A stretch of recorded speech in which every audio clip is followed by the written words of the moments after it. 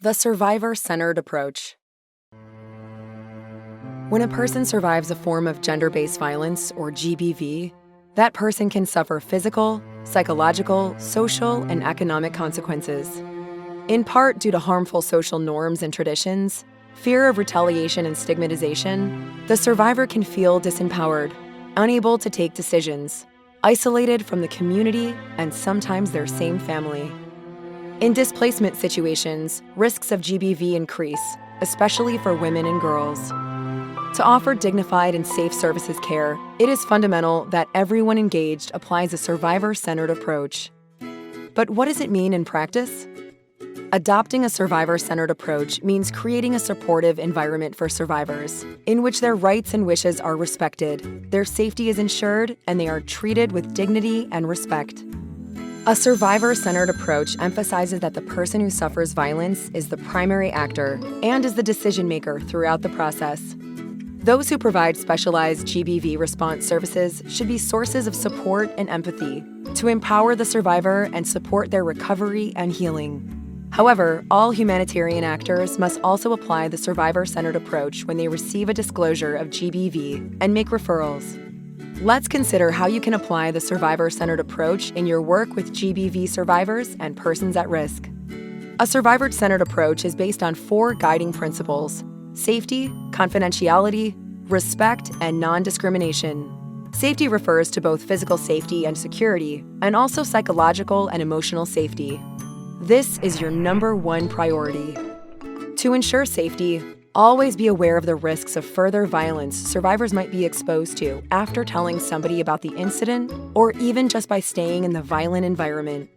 Hold conversations and interviews in a safe place that ensures confidentiality.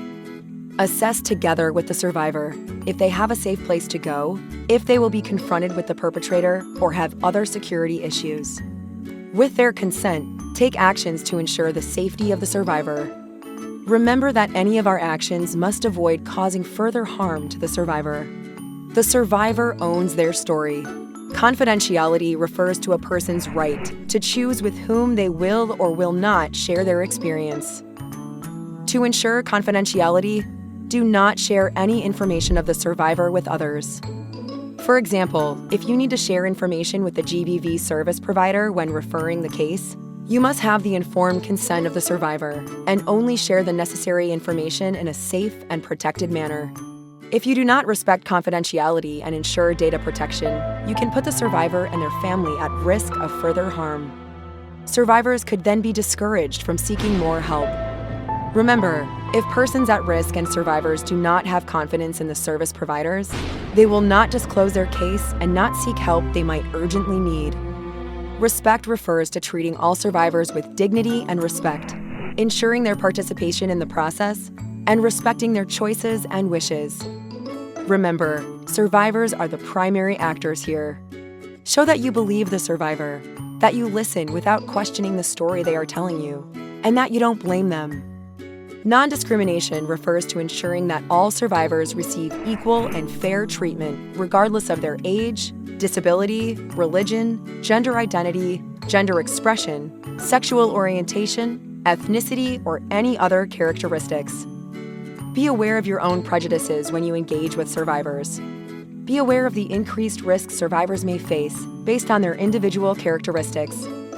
In line with the UNHCR policy on the prevention of risk mitigation and response to GBV and other global guidelines, the survivor-centered approach must always be at the forefront of GBV programming. To create an enabling environment for survivors that provides for safe disclosure, protection, safe referral, and safe access to services, everyone directly or indirectly engaged with survivors must ensure a survivor-centered approach.